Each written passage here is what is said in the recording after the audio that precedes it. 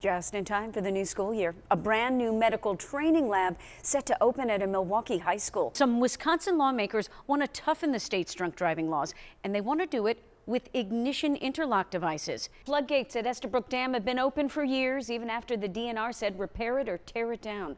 The Milwaukee County Board wants to repair the dam, but opponents say the cost is just too high. Restaurant and bar is celebrating 50 years of espionage, mystery, and intrigue. You use a phrase as ghetto, though. Do you not alienate the law-abiding citizens who say, hey, call it a neighborhood? So if some money dropped out of the sky, you wouldn't use it for extra officers on the street? I have to ask you, how many times do people come up to you and go, suddenly I see? All the time. And I'm fine with that. It didn't take long for football to return to the Wisconsin school named after Coach Vince Lombardi. Earlier this week, we told you the story of how the small Green Bay school would have no football season this coming year because the district couldn't find a coach. Judge Neil Gorsuch has 6 weeks to prepare for his confirmation hearings to become the next Supreme Court justice. And he's already making progress to some. And it's been floated that you would be an excellent pick for Donald Trump's running mate. What say you? And you likened it to police going in and actually grabbing people out of their homes or out of their workplace. Do you really think that's what the executive order means? Now, a CBS 58 News exclusive. For the first time in years, the U.S. Army is offering 2-year enlistments and $40,000 bonuses for those who enlist for at least 4 years. I spoke with Brigadier General Jason Walrath just moments ago, who's in town talking about the call to serve being both patriotic and practical. CBS 58 is following breaking news. A person has been shot and wounded outside of the Journal-Sentinel's building in downtown Milwaukee. Let's take a live look from the scene near 3rd and State. Milwaukee police have confirmed one person is injured. I have a source that is telling me that the shots were fired from a blue car with tinted windows. Again, that is one source near the investigation. Hey, it's not just because it's Monday that you felt like you were waking up in a fog this morning. I wasn't prepared. I couldn't find my ice scraper. Yeah, because that is moisture settling on surfaces, a little bit of frost. So I had to break out the spatula. Yeah, you know what? I have that scraper in my car year-round, so you never know here in Wisconsin, right? And I don't cook, so the spatula needed a workout. There you go. You don't want to have extra stuff laying around the house with no use, right? The main task at hand is registering people for September's Race for the Cure and starting the fundraising now. The turnout overwhelming and certainly gratifying for the organizers. Whitney and Mike, after we heard from so many witnesses, now we here at CBS 58 News can let the viewers see exactly what happened. We're celebrating another turkey donation here.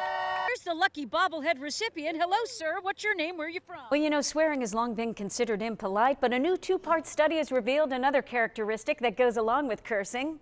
Honesty. Medical Daily reporting that people who curse to express themselves also tell the truth more often and are more truthful about themselves. I believe it. The research involved about 300 people, thousands of Facebook users. The use of taboo phrases also linked to overall verbal fluency. Because you know what, Mike? Sometimes you gotta say.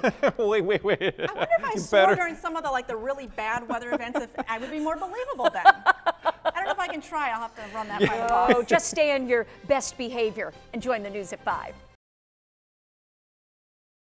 I know what the calendar says, but it sure doesn't feel like August. Thank you, everyone, for joining us at noon. Mike Strelo is off on this Friday. I'm Michele McCormack. Ready Weather warned us this would happen. Meteorologist Chris Nelson in for Rebecca today with what could turn out to be the coldest day of summer. All right, thanks, Chris. Well, after a rainy opening day, the 2017 edition of the Wisconsin State Fair is entering its first weekend on a chilly note. Like that's going to stop anyone. It sure didn't stop CBS 58's Julie Parisi, who joins us now live. Julie? Here's a look at tonight's musical lineup on the main stage. John Mellencamp headlines with Carlene Carter starting at 8 tonight. New at noon, Milwaukee police want you to be on the lookout for a car that was involved in a hit and run that injured a Milwaukee motorcycle officer. The picture on the left is from a surveillance camera which captured the suspect vehicle, a Mazda CX-5, with license plate number 511RNY. We'll be posting that on our web as well so you can get a closer look. This crash happened yesterday near 27th and Clybourne. 2 motorcycle officers pulled out of a nearby parking lot to pull over a car, and that's when the driver of that Mazda slammed into the back of one of the motorcycles before speeding off.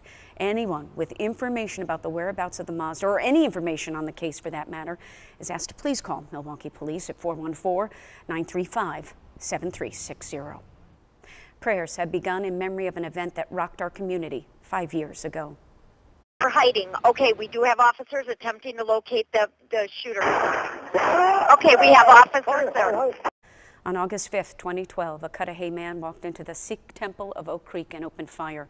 He would kill Sikhs, including brave members who put themselves in harm's way to protect women and children who hid in a food storage closet.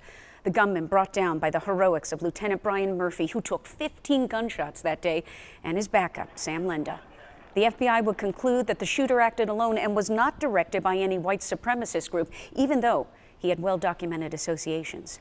CBS 58's Brendan Cullerton is live in Oak Creek, where a weekend full of memorials and community activities have started. Brendan. Brendan, thank you. 1 woman and 5 men were murdered that day. A mother, a priest, a church leader, and a farmer just looking for a new opportunity. 4 were Indian nationals. The remaining were Americans. All had contributed both spiritually and creatively to our community. Pardeep Kalika, whose father died fighting the gunman, will join us live today on the CBS 58 News at 4, along with survivor Mandeep Kaur. It will be a time of tribute, but also a time to talk about the various community events, uplifting events that are coming up as we stop to remember and continue to heal. Please join us. So, Foxconn is coming to Wisconsin, but will all those jobs go to Wisconsinites? Concerned are you that local candidates are not ready, don't have the proper job skills to take those Foxconn jobs? Very concerned. I mean, that keeps me up at night. Yeah, that's Earl Buford from Employ Milwaukee. He says it is crucial for job seekers to register with the program now. It works in conjunction with other workforce boards in several local counties and helps an estimated 20,000 people a year with job training or placement. Now, demand is expected to double between construction jobs and also jobs within the high-tech plant that most likely will be in Kenosha or Racine counties, and he doesn't expect any conflict with a newly formed consortium with other Midwestern cities. No, my first priority is getting Milwaukee and Wisconsin residents into those jobs first. That's priority number 1. If there was to be a situation where folks want to come to Wisconsin and move to Wisconsin and pay taxes in Wisconsin, we have that consortium in place so we can kind of process that. Now, to get started with Employ Milwaukee, you should call 414-270-1700. Coming up at 4, the 3 locations where you can also get tapped into resources for the Foxconn and Milwaukee Bucks Arena projects. A 10-hour public hearing on incentives to bring Foxconn to Wisconsin ended late last night in Madison. Questions were raised about the potential impacts because of the rich tax incentives being offered, how the roads will hold up, and possible impact on the environment if Foxconn is allowed to bypass permits for dealing with dredged materials in wetlands. We still believe that the project can go forward expeditiously, and that we can still have the regulatory framework in place to make sure that the environment is protected. Meantime, there is already pushback on the deal from one major conservative group. Americans for Prosperity says, as free market activists who staunchly oppose tax incentives, we cannot support the expensive refundable tax credits in this package. MPS is making sure your kids are healthy and ready to start the school year. The more children that we reach, the better their attendance is going to be at school, the better their health outcomes are going to be.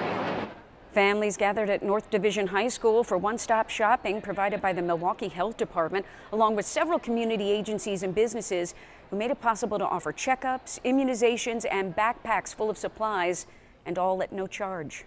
It takes a concerted effort. We need all of these organizations under our tent to reach our children where they are.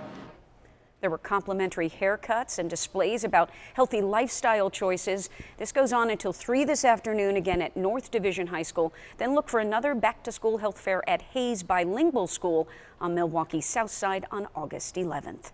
And as students prepare to go back to school, a new warning about a disturbing online trend.